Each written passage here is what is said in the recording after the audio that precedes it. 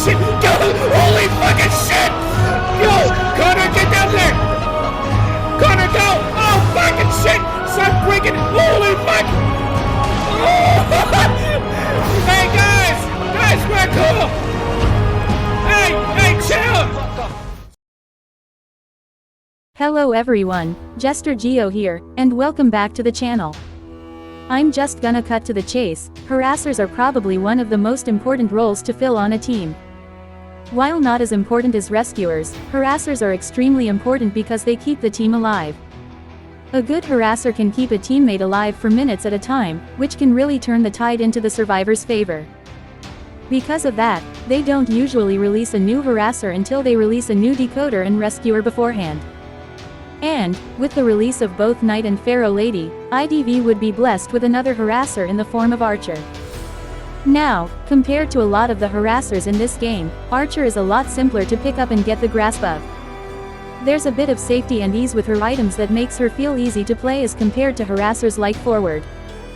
However, I do think where her complexity shines is when to use her item and how to use it. Trust me, there is a lot more to Archer than meets the eye, and I want to talk about all of it. Before getting into what I think about her, however, it's important to talk about all the changes they made to her. Since my last video on her, a lot has changed since her release, so let's talk about all the changes they made to her.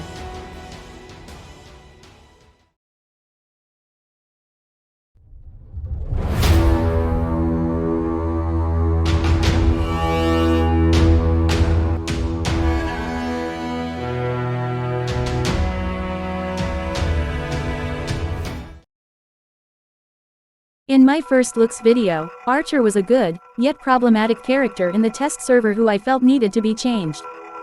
What was funny about that video is that, not even a day after I upload it, she would receive those changes. However, she also received a few changes on the day we could buy her, so let's talk about all the changes. The first change they did, and arguably the biggest change they did, was reduce the range of Archer's bow. Alongside that change, they also reduced the range in which Archer can locate the core and reduce her lock-on range from the hunter.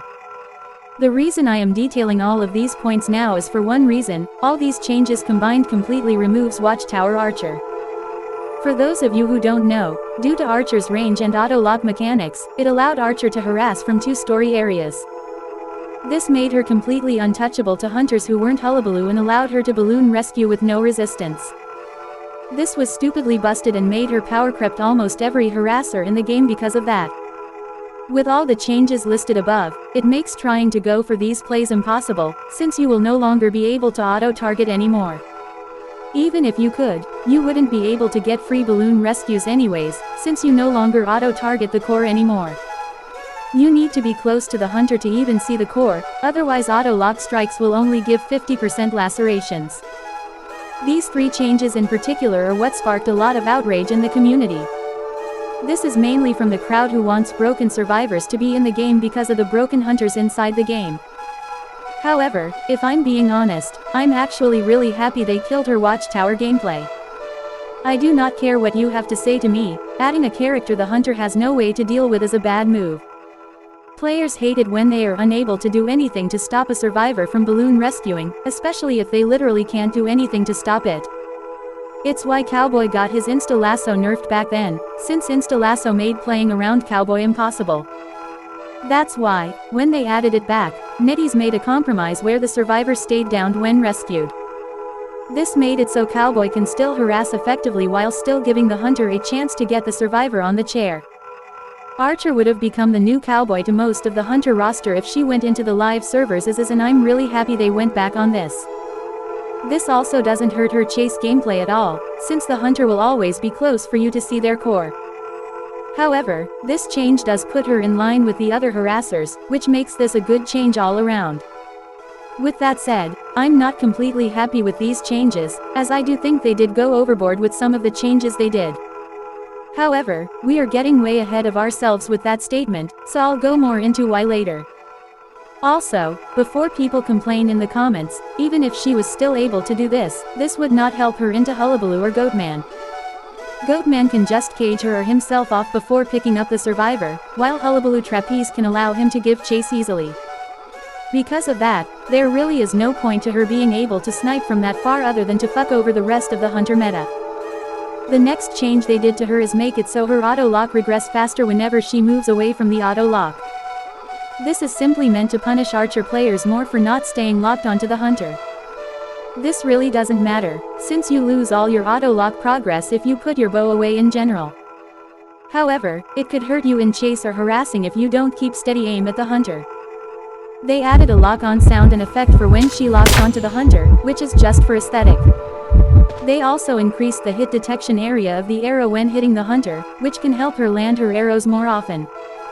Core hits are the big thing you want to aim for as archer, but they can still help in applying lacerations. They also optimize the judgment of the archer's bow when she hits the hunter with it. I would assume this means the same thing as the hit detection buffer could mean it's easier to land core hits. Basically, it could mean it's easier to distinguish what counts as a core hit or a body hit a bit more, which can really help. They also made it so the auto-lock will primarily target the hunter your crosshair is on, which will help in 8v2. Finally, they added horizontal and vertical sensitivity settings to Archer, allowing her to adjust her aim to make it feel smoother. That's all the changes they added to the Archer, and I'm pretty happy with the changes they did. They pretty much addressed the one concern I had with Archer while not taking away the things that made her strong to begin with. All that has changed is now Archer needs to be skilled with her bow to harass well, which is a good trade-off in my opinion. With that said, I think this is now a good time to segue into actually talking about my thoughts on the character now. I have a lot to say about Archer and no time to waste, so let's talk about how I feel about Archer now, shall we?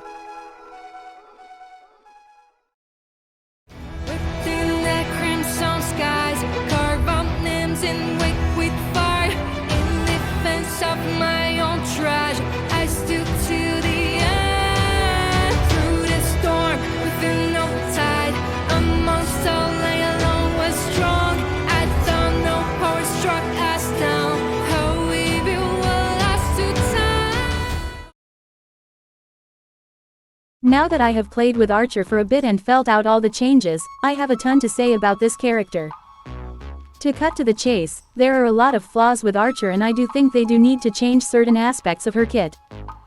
However, despite that, there is a lot of things that are really good about Archer. The first thing I want to talk about that I really like about Archer is the skill ceiling to playing her. Put simply, Archer has an incredibly high skill ceiling to her, which makes mastering her difficult. Unlike the recent survivors, who are pretty easy to understand, Archer can be very punishing to play if you don't know what you're doing. This may sound like a negative for some, but I actually do think having harder survivors is a good thing. This is mainly due to the fact that there are some people who find fun in their skill expression. While I did get frustrated playing occasionally, I did have a lot of fun trying to master Archer. It's good to have survivors who are simple to pick up and play, but I also think having survivors who are harder to play are equally good.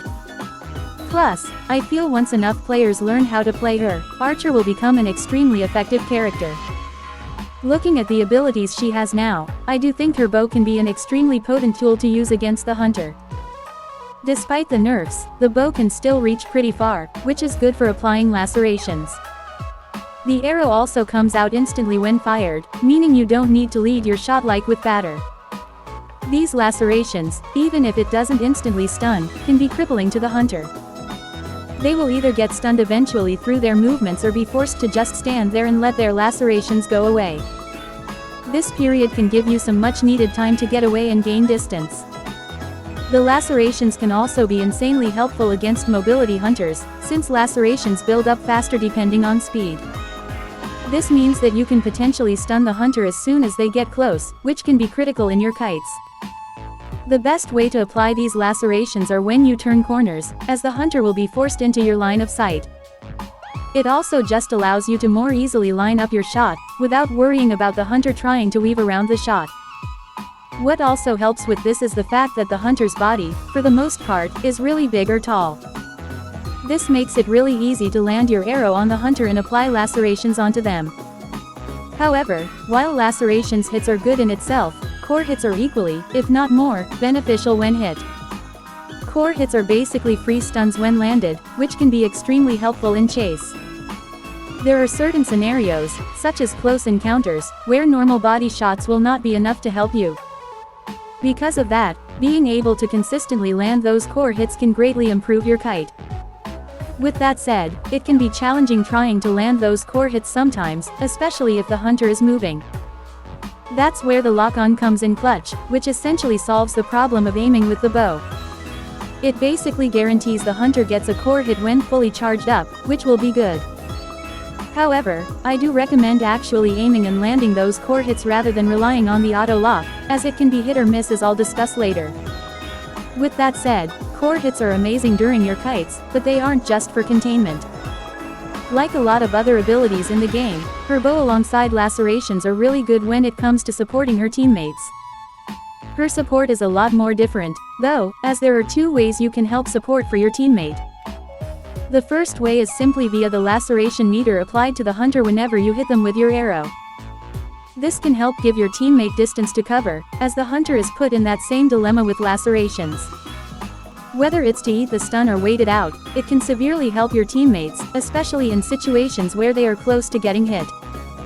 Core hits can also be extremely beneficial to land, since they are a stun any teammate can take advantage of.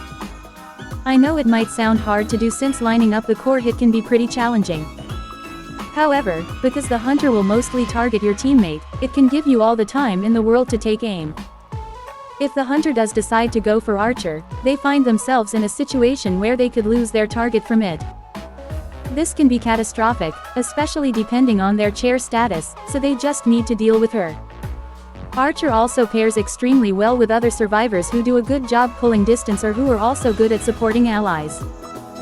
Due to how both the stun and lacerations work, getting hit by the bow can allow your teammate to begin pulling distance with their ability. And while survivor abilities cannot manipulate the hunter's laceration timers increase faster, it can allow either teammates or Archer herself to last a bit longer whenever she hits the hunter. Not only that, but certain survivors can also help Archer line her shots up well, such as Novelist or Wendy. Archer can also use her stuns to potentially rescue survivors from the rocket chair with. Whether it's lining your shot, using the crossbow combo, or autolocking from afar, Archer has many ways to be able to rescue. However, what I'm sure most people are interested in when it comes to Archer is her balloon rescue potential using her bow. Due to her ability being a ranged stun, Archer can stay at a pretty safe distance and line her shot up to get the rescue off. Archer's bow also has a more accurate crosshair when held for 1.2 seconds, meaning you will be able to more accurately line up your shots. The bow is also a lot thinner and travels along the center of the crosshair, meaning you won't have the arrow getting stuck on obstacles like Batter or Weeping Clown Mite. The stun is also pretty long, being 2.5 seconds, which can help teammates quickly get away or vault obstacles even if unprepared. Even if you don't line up the core hit and can only hit the body, this can still be helpful to your teammate that you are rescuing. If close enough, you can use the crossbow combo with the bow in order to finish lacerations off and get the stun off. If the hunter is moving and their lacerations meter fills, the survivor will also be ballooned rescued, which can buy more time. However, I think one aspect about lacerations that can really help in a pinch is the threat of lacerations. Since 100% lacerations causes balloon rescues, the hunter might try and wait out lacerations or drop the survivor. In these situations, this could be just enough to allow your teammates to struggle free on their own. While getting the save can get some cool points, a survivor struggling free on their own is far more game-changing. It puts the hunter into an extended animation while allowing the survivor to put some distance between them. Because of that, even if your aim isn't true all the time, your bow can be an extremely game-changing tool depending on the situations. Another game-changing tool that Archer has at her disposal is her secondary ability, the crossbow. If bow is extremely good when lining up shots from afar, crossbow is the perfect tool when in those close encounters. Due to the immediate distance it provides upon use, it allows you to use the crossbow to potentially dodge hunter hits. Additionally, the small distance you gain can be critical whenever making it to obstacles or going in for rescues. It's basically like two flywheels you can use, only you need to be careful with them since you aren't invulnerable when using crossbow. Additionally, when close enough, crossbow will deal 60 lacerations onto the hunter when hit by crossbows.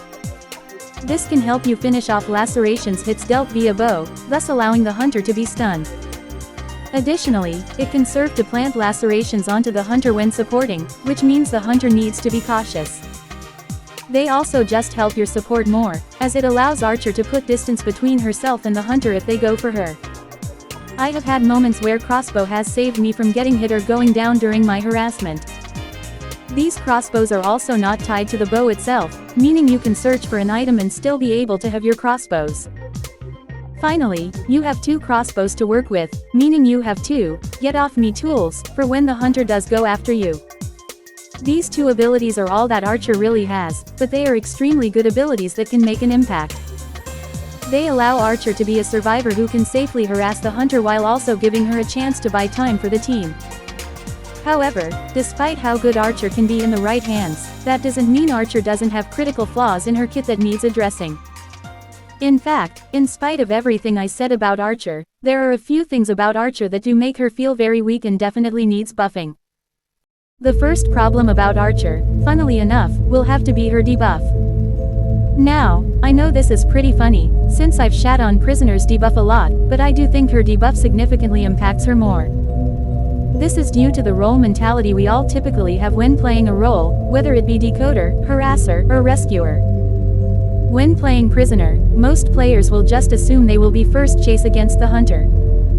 Because of that, they will often transition early in the match, meaning the hunter won't be able to sneak up on them. This is the biggest reason as to why I make fun of this debuff, as it doesn't really affect Prisoner unless the Prisoner lets them get close. The only other time Prisoner could get jumped is if the hunter spawns far away from Prisoner and makes a mad dash to his spawn. Even then, however, Prisoner should be able to know the hunter is going for them if the team communicates properly. However, this same principle cannot be applied to Archer because she really has no reason to transition early. There is no guarantee that the hunter will go for you first, meaning you are more likely to get ambushed by the hunter. Additionally, Prisoner's 20% smaller fear radius still gives him some leeway to gain some distance if the hunter does go for him. Compare that to Archer, who has a 30% smaller radius, and it can be very hard to begin the kite. Combine that with the fact that there are hunters who can catch up in seconds and this debuff can be extremely crippling. You need to be 100% alert when you are playing Archer or else you are at risk of getting hit early by the hunter. Additionally, her 10% slowdown when leaving the hunter's fear radius can also be extremely crippling when faced against these hunters. The slowdown makes escaping the hunter or avoiding certain abilities impossible to do, which can often lead to your death. Now, do I think it's a bad thing that Archer's debuff is so impactful? Absolutely not. Having impactful debuffs can be really good to help balance the character's strengths. If Archer's skills were extremely strong, it would more than make up for the fact that you need to be extremely attentive. However, and it really pains me to say this, but I don't think Archer's kit has enough to balance this downside. In fact, both crossbow and her keelbow has major problems with them that can make them fall flat.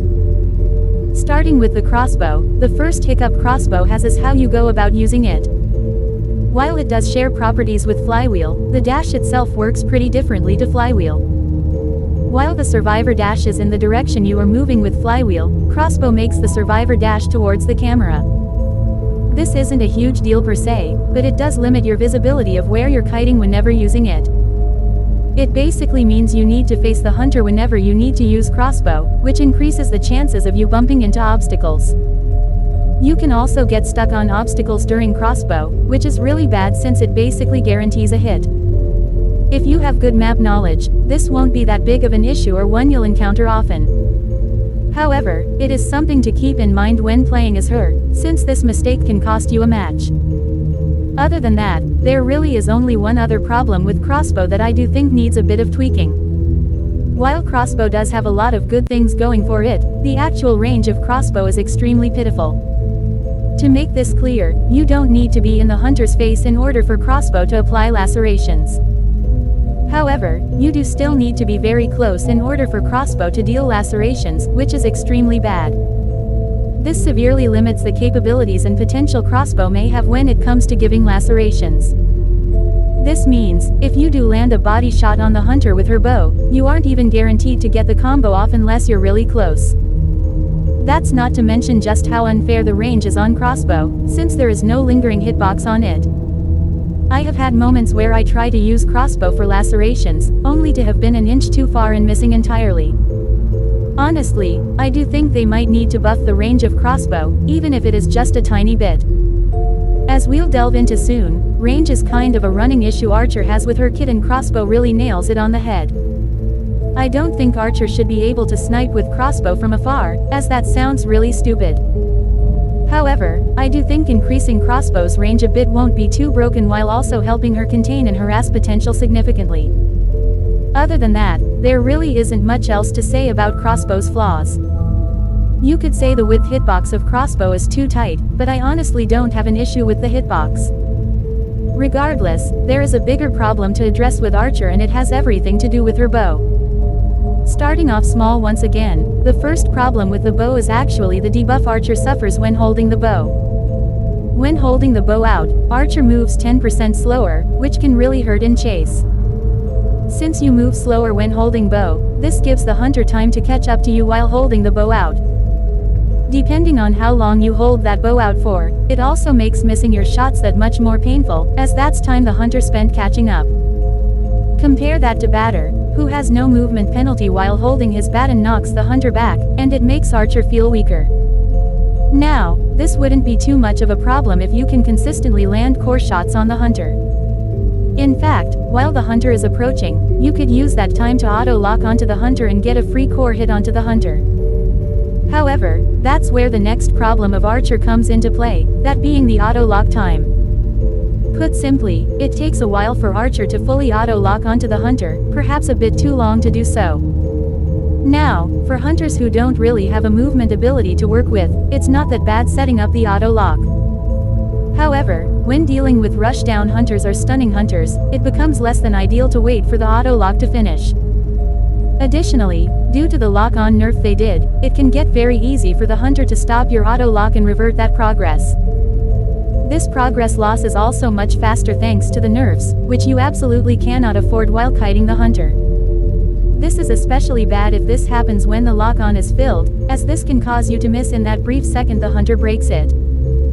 Now, you might think now that it would probably be better to play her like anti and only strike once your aim is true. Unfortunately, due to how her ability is designed, you need to charge up your bow and deal with the slower movement speed.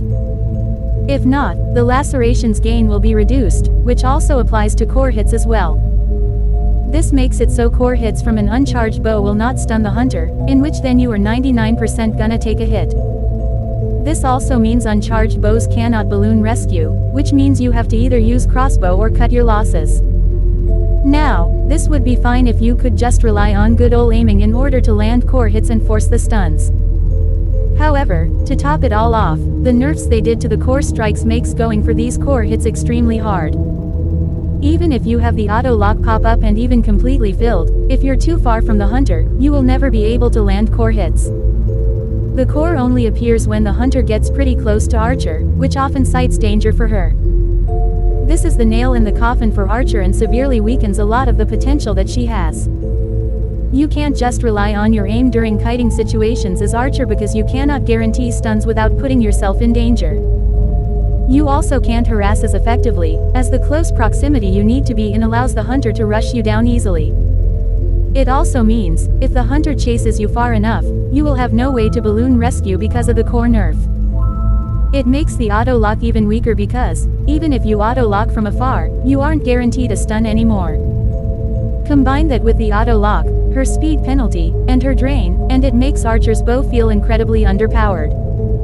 I think NetEase ultimately did the right thing by nerfing both the range and the auto-lock range in order to remove Watchtower Archer. However, I feel the core nerf they put onto Archer is unnecessary, as the other changes were more than enough to kill the playstyle.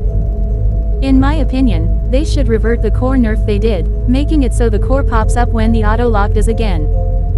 Doing so will vastly improve her kiting and harassment potential while also making sure she can't snipe from the skies still. It's honestly weird that, right now, Archer is the one character who has a lot of range problems with her kit. In fact, because of these issues, I don't think she's the best alternative to Batter in some cases. Sure, she she's a lot safer when it comes to harassment or kiting, but the fact of the matter is that Batter is just better in a lot of situations than Archer is.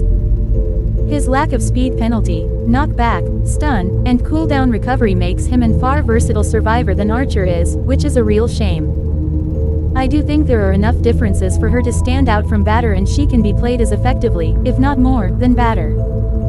However, if we are strictly comparing the two, aside decoding, Batter is just the better of the two. Despite all of that, I would be lying if I said that Archer is a straight-up bad character, because she isn't. In fact, if they do buff her a bit and fix these issues, I'm sure she will become a good alternative to playing Batter. Plus, even in her current state, Archer can absolutely cook and keep her team alive for a while.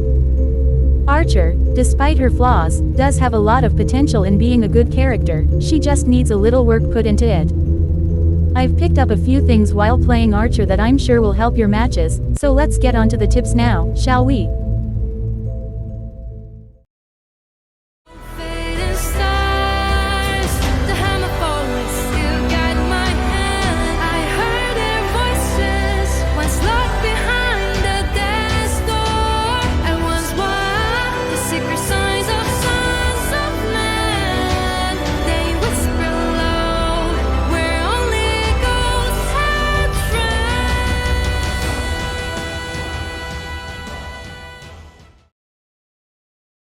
When it comes to potential builds to run for Archer, it's very easy to determine what to run on her. When I think of builds to run on Archer, two builds come to mind, Knee-Jerk and Flywheel. Seeing as Archer is a harasser, Flywheel helps in close encounters while you are supporting your teammate. You typically won't have pallets or windows to vault over in these situations, so having Flywheel can be really helpful.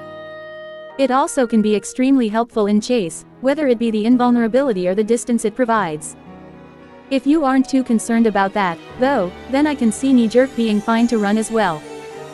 Distance is extremely important to keep with this survivor, so being able to make distance can be really good. It also removes a bit of her aiming debuff, so there are situations where it can really help. Additionally, you could also choose to run these talents together and completely ignore borrowed time. This is a double-edged sword that can cause your team to lose if they don't know you have it, so keep that in mind. However, the longer kiting time and more versatility could be worth the risk for running the hype build. While Tide Turner can be helpful in some situations, I don't think it's worth bringing on her. Archer's kite, while fine on its own, is still extremely vulnerable, so not taking any kiting talents can be too risky. Because of that, I don't think bringing Tide is good on Archer unless you ignore BT again. As for actual tips for Archer, I recommend you test her range out in practice mode before playing her. Both the core hits and crossbow hits have a lot smaller areas than you'd think, so seeing them yourself helps. It also lets you visualize how close the hunter needs to be to strike, so I really urge you to see her range.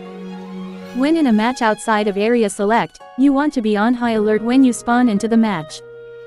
Your lower fear radius means the hunter can get really close to you before you realize that they did. You also don't know where the hunter spawns in these situations, or they may have rotated, so you should try and look out for the hunter. In area selection, depending on the spawns and area you're in, you can either rotate or just stay there. If your area is not a good area and the hunter spawned close, rotating should be your priority. Archer's items aren't the best for kiting, especially in the open, so running before the hunter gets close is critical. Otherwise, you are free to just stay there and decode if you're in a strong area, the hunter spawns away, or there's a more valuable target. As for actual kiting tips themselves, whenever you plan to use your bow, I highly recommend to hold it out ahead of time. It takes 1.2 seconds to fully charge her bow to the full damage, so doing it ahead will make sure you won't do the minimum damage. Additionally, it would really help to hold out your bow when around corners. If the hunter sees you holding out your bow, it causes them to try and move around sporadically in order to avoid your shot. However, since they can't see you hold your bow behind a wall, it can allow you to line up a shot. In every situation you can, always do your best to hit the hunter's core, as it'll grant an instant stun. Even if you don't get the core hit, whether it be you missed or you were too far, hitting the body can still be valuable. Due to lacerations being a threat, the hunter is forced into a situation where they either eat the incoming stun or just wait it out. In both situations, you are still gaining distance and time from the hunter, so don't feel shame missing your shots. When it comes to harassing as Archer, you should probably tear a page out of Batter's harass when doing hers. Try your best to stay hidden when getting ready to balloon rescue, as being spotted can be really bad. It's arguably worse to get spotted as Archer than it is for Batter because Batter has his cooldown refresh and easy knockback. It's also easier for Batter to reposition whenever he gets scared away, meaning the hunter isn't totally done with him. With Archer, once your arrow is thrown out, the hunter can freely go back to the survivor and place them on the rocket chair. Additionally, other than crossbows, you don't really have much to deal with the hunter if they go for you. Because of that, you should get close and stay hidden when you want to rescue as Archer. Another thing you should look out for when playing Archer is the ballooning animation of the hunter. Every hunter moves differently and this means their core will also move to correspond to the animation. This includes carry animations and these can make it hard to line up shots if you are prepared for them. Because of that, you should be ready to deal with the varying animations and strike the core when given the shot. While balloon rescues can be very good for buying time, I cannot stress enough how important harassing during a chase can be. This isn't even for Archer, but I've seen so many harassers just refuse to help during the kite and only harass for balloon rescues. This can be extremely punishing, especially if you remain close to the hunter doing absolutely nothing. Because of that, if you know you'll be able to buy a lot of time, you can spend time harassing the hunter. The bow is actually a pretty good tool for stalling time, so don't be afraid to use it. When using crossbow, it's important to not bite off more than you can chew with it. Remember, you don't have invulnerability when you use crossbow, so you shouldn't use it when you are too close to the hunter. With that said, there are a lot of good utility to crossbow that you can use it for. You can use crossbow to dodge certain hits with the hunter, as the immediate distance can get you out of the danger zone. Not only that, but because most hunter hitboxes don't linger, it means you don't need to worry about getting hit after. With that said, that's not the only good thing about the crossbow, as the distance it grants is huge.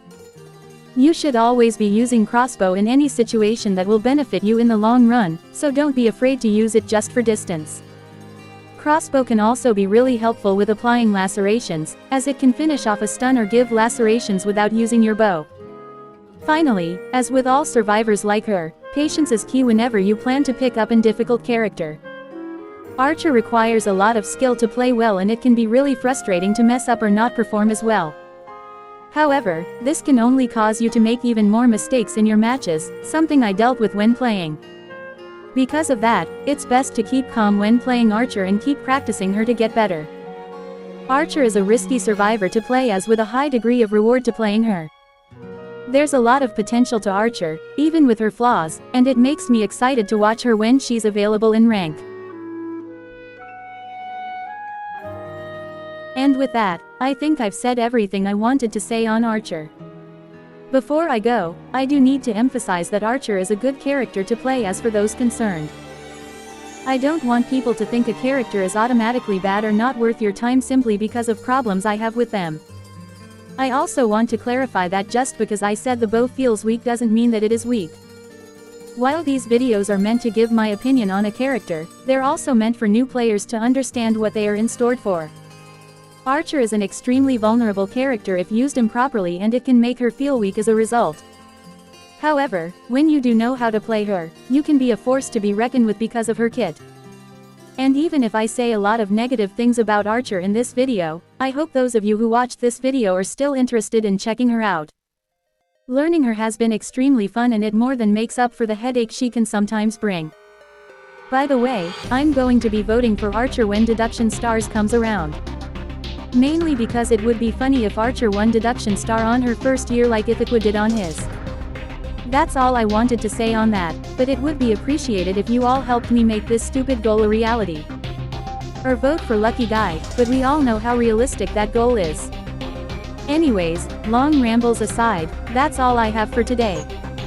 I finished the Postman script finally, so I'll try my best to finally start on that video soon. Until then, thank you so much for watching and I will see all of you next time.